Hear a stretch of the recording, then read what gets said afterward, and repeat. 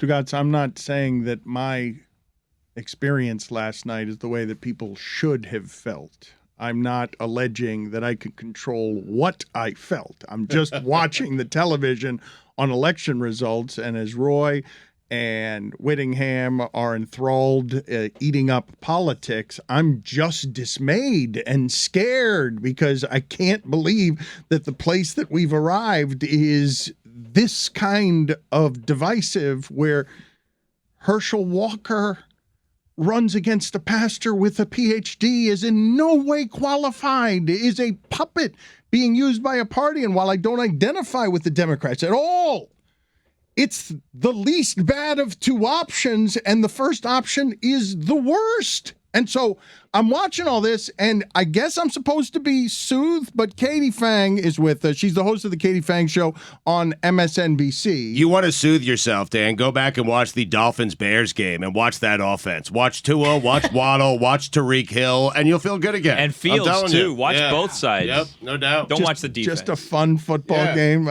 So, Katie, I don't mean to be filled with this despair. It's a sadness that covers me all the time, just walking around in a country that isn't what I thought it was. It's just not.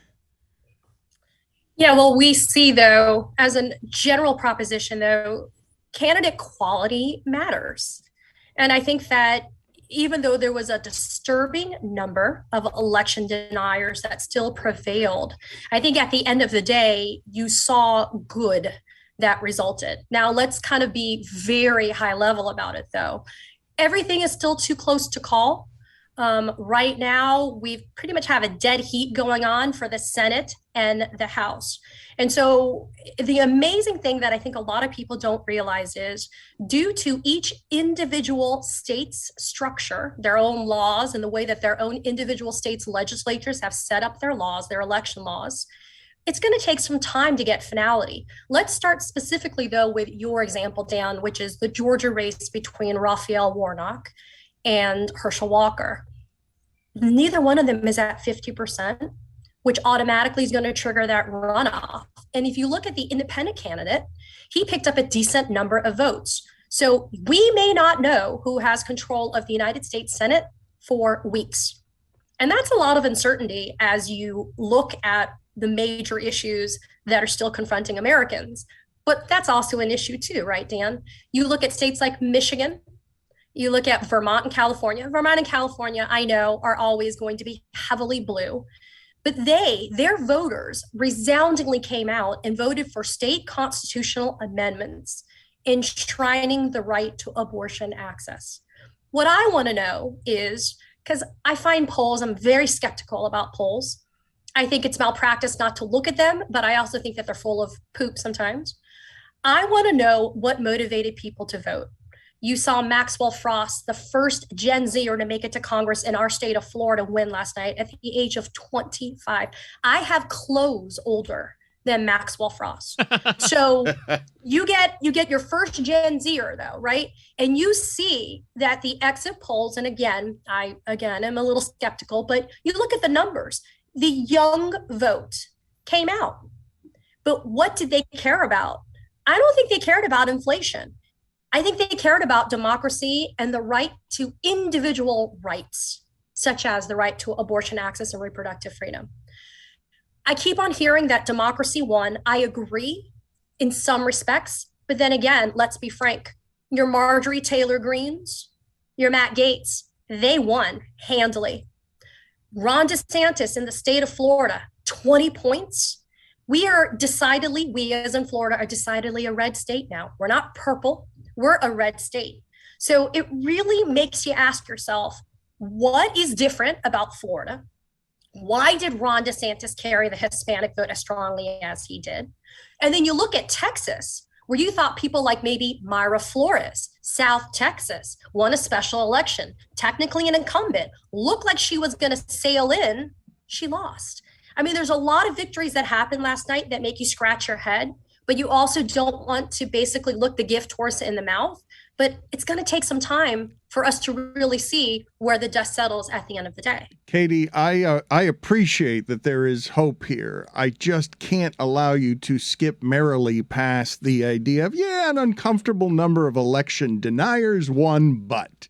Like, it's where I get stuck. It's where it's as they gerrymander, as they change the districts, as the fights become more and more unfair, as minorities continue to cry for equality, and the entire system groans under the weight of got to keep you buried, even if we have to change the way voting districts look.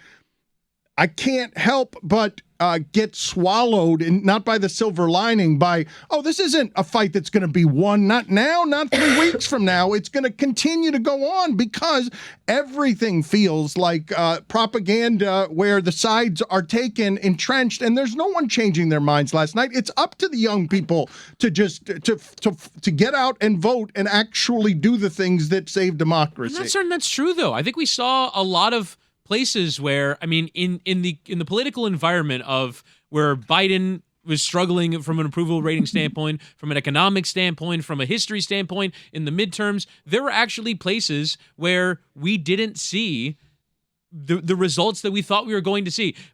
Honestly, the Republicans can run a rabbit in Marjorie Taylor Greene's district and win by 30 points. The Republicans can run a cat in Matt Gaetz's district and win by 30 points. And that's not a new thing. That's just that district. That district is going to be R plus 25, R plus 30 for as long as we live. Honestly, the fact that Lauren Boebert's race is still even somewhat competitive is astounding. But I actually thought for the most part, and Katie, you said the phrase candidate quality matters. We did see moments in which, like, Donald Trump had a terrible night. The candidates that he endorsed, a large majority of them did not win. I actually thought it was sort of a victory there was a lot of ticket splitting where you vote for one Republican and one Democrat at a major level, and there was a lot of races where the candidates that were handpicked by Donald Trump because you can have anyone endorsed by him and win, that wasn't the case. Okay, Katie, but help me here. Fine. And so Trump loses at whatever the last embers of that is, and DeSantis is a better version of him and just crushed Florida. Just took my people, and he's talking about freedom, and I'm watching the state that I've only lived in. I'm watching it run by this guy who's coming after Trump, and now they're going to fight in the mud. And if Trump loses what? Then a more egregious version of him that I would say a more savvy version, like he's a better political operator. I mean, okay, but somebody who can speak to these people. More dangerous. Yes. Okay. But he's more dangerous. DeSantis is more dangerous than your Donald Trump. Your Donald Trump is the bull in the china shop.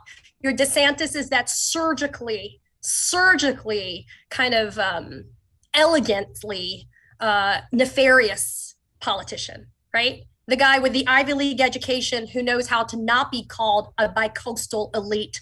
The guy that carried this state resoundingly. But I think you got people like Marco Rubio who won handily as well. He's another inexplicable head scratcher. Not exactly sure, which is why I say what we need to find out is, to your point, Dan, why did Hispanics choose the Ron DeSantis red wave Marco Rubio let's talk about this in Florida? Let's talk about this after Katie leaves, because our show's uniquely qualified to talk about this. Like this is dividing families all over South Florida, and it's worth talking about, because my fear from last night, like one of the things that's happening to me is that I'm looking at DeSantis and I'm like, how do people see freedom there? And then my next step on it is, how do my people see freedom there?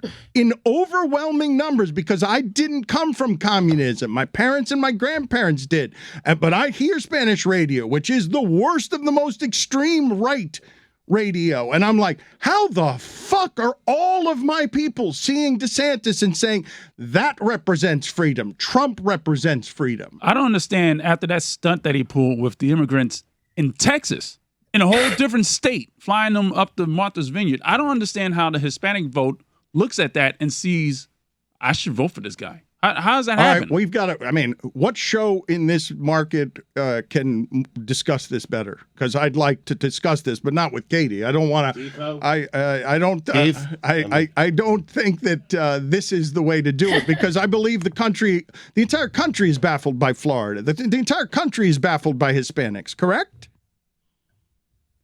Well, my concern is this, though. Florida is always going to be the outlier. I've always said historically, Florida is the epicenter of all things blanked up. I'll temper my language a little bit. All messed up, right? But Florida has, again, Ron DeSantis. And I want to, this sounds so circular, guys, but this is the reality.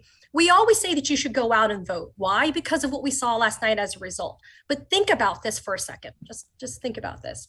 When you guys went and you used your ballots to vote, mail in or in person, did any of you really know who you were saying should or should not be retained on the Florida Supreme Court or the 3rd District Court of Appeal? Be honest. Right? I research every single ballot item. I read. But he's the only one, to your point. Yes. Well, here's your gold star, Chris, because that's what you get. Right? He's not the only one, though. I think Roy was raising his hand in the back. Yeah, right? A little bit. Yeah, I looked at the judges and I saw who was appointed by who. Rather, they were appointed by DeSantis or Chris, and I basically voted against all the judges. Like, if they were appointed by DeSantis, think about that, right? But that's my point, though. Number one, I will tell you, just because they're appointed by a Republican governor in and of itself does not mean that they're a crappy judge. Number one. Number two, those judges were appointed by a governor. That governor was elected by a statewide election to office. That governor is Ron DeSantis. So your judges, federal and state, that are listening to and hearing the challenges that are going to be coming in places like Arizona, maybe Nevada, Georgia, for example, those are going to be heavily driven by how those states and those federal benches are stacked. That is the reason why voting is so important. But the other problem we have is the reason why you saw such a huge red wave in Florida is Ron DeSantis on his own gerrymandered and redistricted, and nothing happened, right? His own Florida Republican legislature said, it looked too racially gerrymandered. He said, screw it, I'm going to do it anyway. So you had a brand new seat that got picked up last night, and now you have another Republican that's going to Congress. And it's because you have to control who sits in those seats of power. The president makes a difference, yes. All of those offices make a difference. But at the end of the day, the focus on the lower level elections is what counts, which is Dan's point, which I echo. Election deniers won. How do you deny that? So if you won last night, do you say that there was election fraud? But if you lost, there was election fraud. Carrie Lake is already setting up a challenge saying that if she loses, it was election fraud. She brought a lawsuit already yesterday trying to keep the polls open later in Arizona. Luckily, the judge there said, not enough evidence to do it. But it's all inextricably intertwined. The judges, the secretaries of state that govern and run our elections, the governors that are promulgating and creating the laws, even your state legislators, they're all important elections.